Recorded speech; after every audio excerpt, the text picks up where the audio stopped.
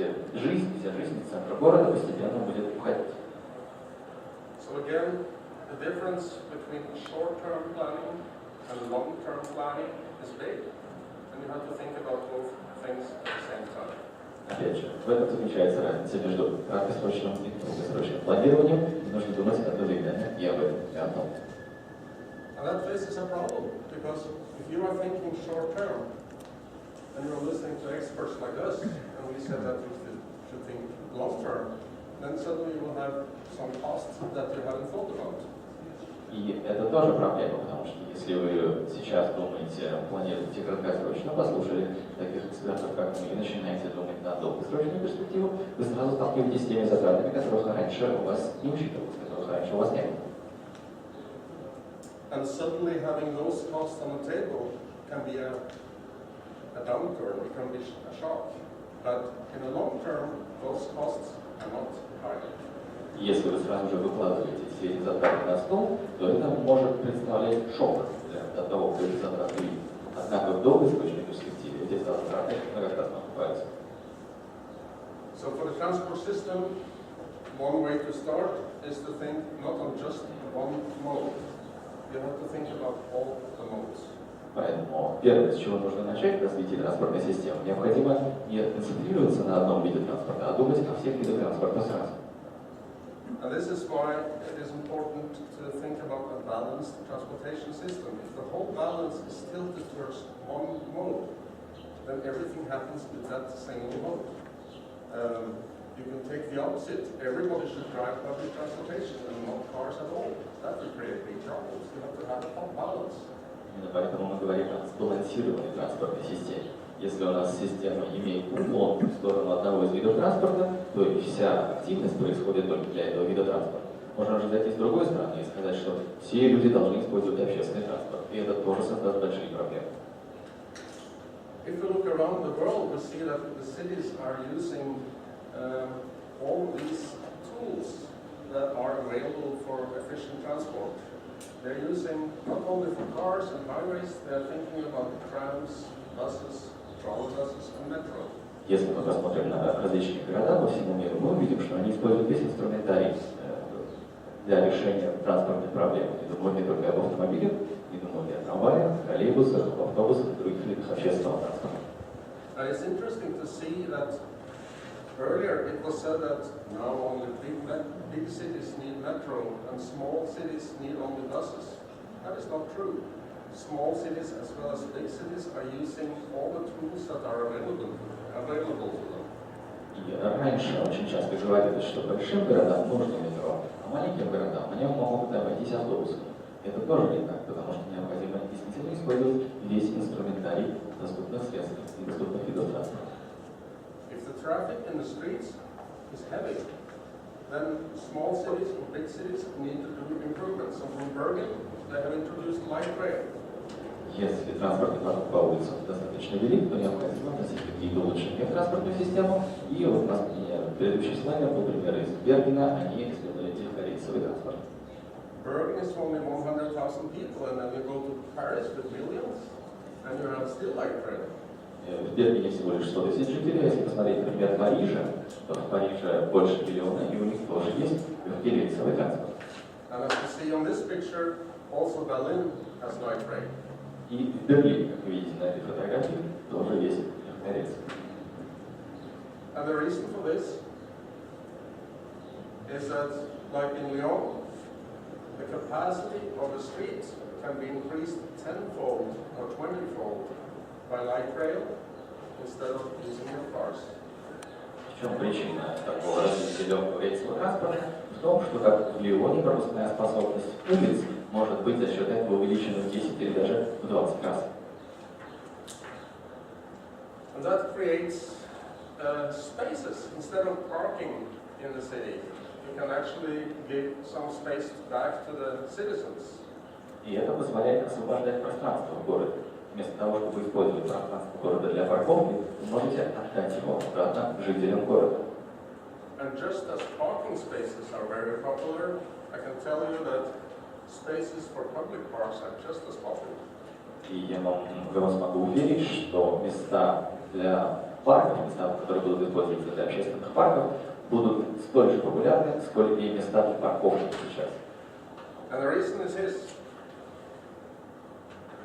One light rail vehicle has the same transport capacity as 2 articulated buses or 3 regular buses. Причина в следующем. Один состав, легкорейсовый состав, имеет столь же большую вместимость, сколько и у 2 сочлененных автобусов или у 3 обычных автобусов. That either of these 3 public transport alternatives have the same capacity as 180 cars. И любой из этих видов транспорта в представленном сочетании имеет такую же пропускную способность, такую же вместимость, как 180 автомобилей. So if you're using Center City for a storing space for cars, then you need a lot of space. То есть, если вы используете центр города как место для хранения автомобилей, то этого места вам понадобится очень много. That is exactly why many cities like here in Moscow are gradually building more space also for pedestrians. Именно поэтому многие города, в том числе Москва, постепенно начинают строить пространство для пешеходов. And by thinking a balanced transportation system, you will be able to provide efficient transportation, which means that you are not using that much space for providing capacity for all those that want to travel.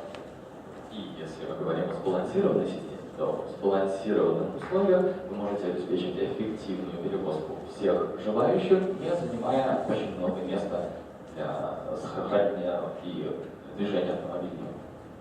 So what should the policy of the city be? Should you just make good public transportation and not do anything on the road network? Поэтому в чем должна заключаться политика? Нужно ли концентрироваться на общественном транспорте и ничего не делать для дорожной сети? No, of course you should do both things, but you should, as well as improving the situation for public transport, you may also introduce some disincentives for the car traffic. Maybe it should cost more than it does today to use your car, so more people prefer to use public transport. Конечно же нет, но в то же время необходимо стимулировать использование общественного транспорта и дестимулировать использование частных автомобилей. Может быть, поездка в город на личном автомобиле должна стоить больше, чем она стоит сейчас. And this creates a situation which is in the right direction, because if more people use public transportation, you don't have all these problems that you have to solve in a short time for the road network. И это создает движение в правильном направлении, потому что чем меньше людей пользуются общественным транспортом, тем меньше у нас возникает проблем, связанных с дорожными заторами. This is what happens in all cities around the world. We have pressure of private cars. Cars are very attractive. We all find them very convenient, right? Это происходило во многих городах. У нас есть определенное давление со стороны владельцев, потому что автомобили это очень удобно. Нам всем очень нравится. But if many of us use cars, the system collapses because we cannot have all these cars in a congested city. Но если же все будут использовать личные автомобили, то система начинает коллапсировать, потому что мы не можем все водить машины в условиях города. So the bigger is the city, the more we must use high-capacity modes, that's public transport, rather than private cars.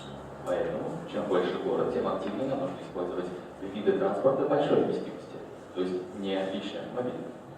The interest of all of us, or many of us as individuals, is tilted toward the car.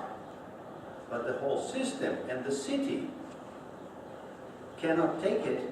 We must create a balance between the two modes. Интерес каждого из нас, как частного лица, смещен в сторону автомобилей. Но город и его транспортная система не могут обработать весь этот поток. Поэтому необходимо говорить о общественном транспорте.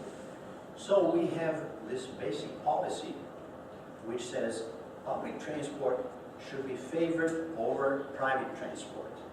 Именно поэтому у нас есть транспортная политика, согласно которой общественному транспорту необходимо отдавать приоритет. What is the rationale for that? What's the reason for that? It is that when we drive our car, we think only about how much it costs us for petrol, and not much, especially if there is no charge for parking. Почему так происходит? Ответ в том, что когда мы едем на личном автомобиле в город, мы думаем только о стоимости бензина, если мы считаем затраты на свою поездку. Особенно если парковка бесплатная.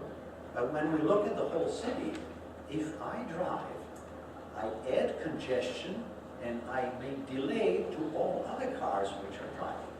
So we have social cost, we have environmental cost, we have long-term negative cost of the city on the car on the city. We do not pay for that. Drivers don't even know that they impose cost.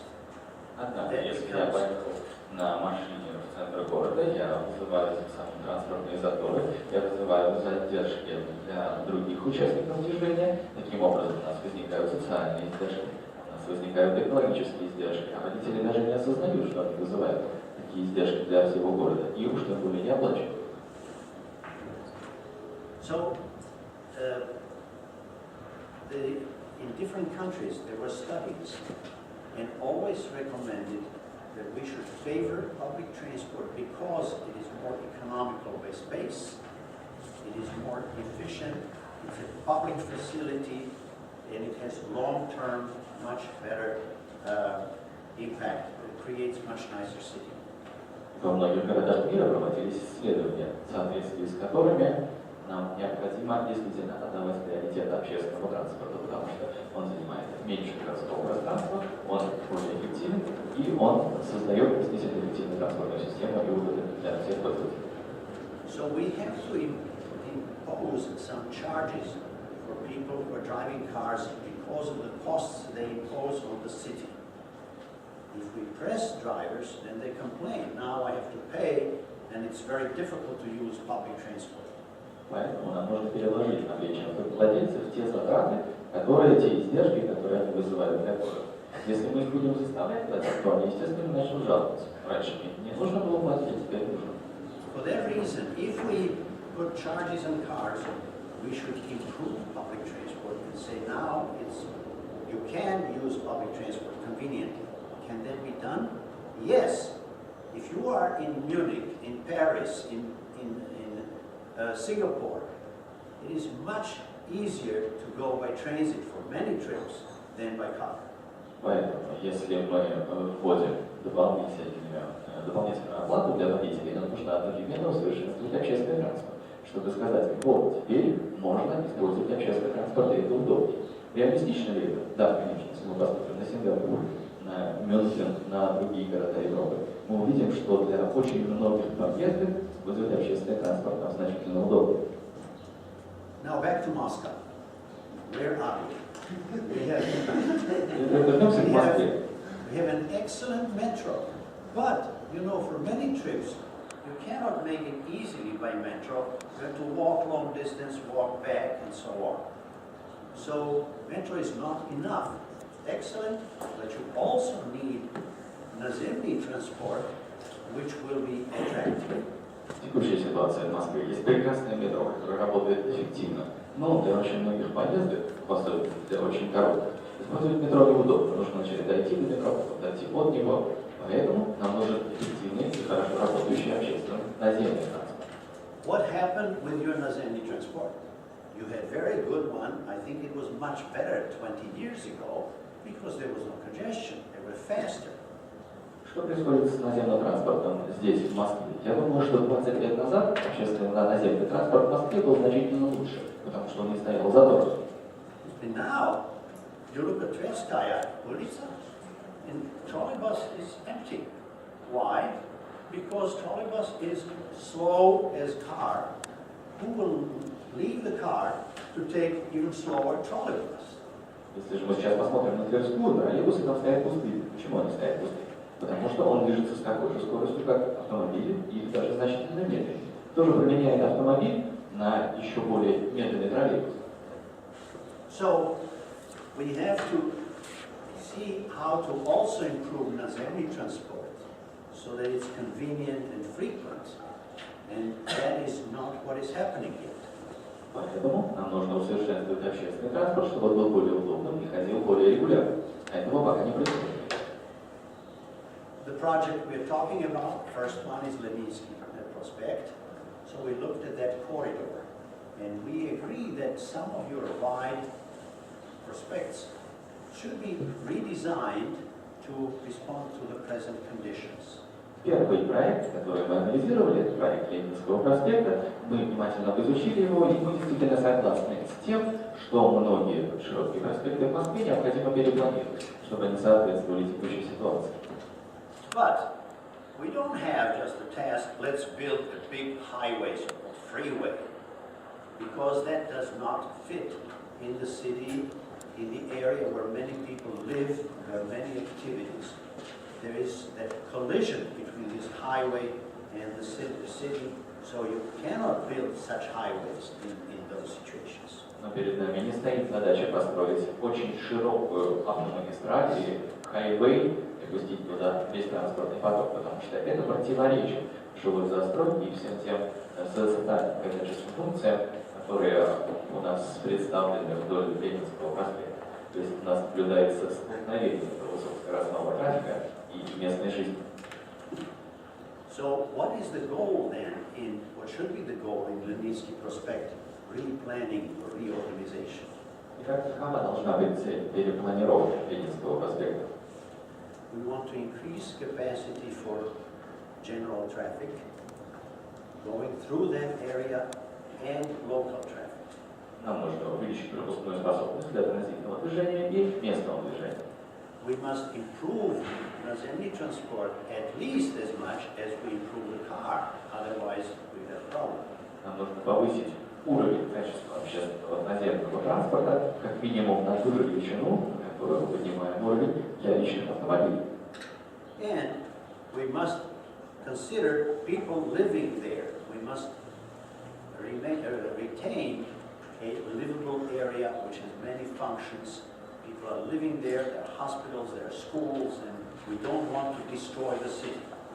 So, some of these interests are colliding, and we must find a reasonable balance between them.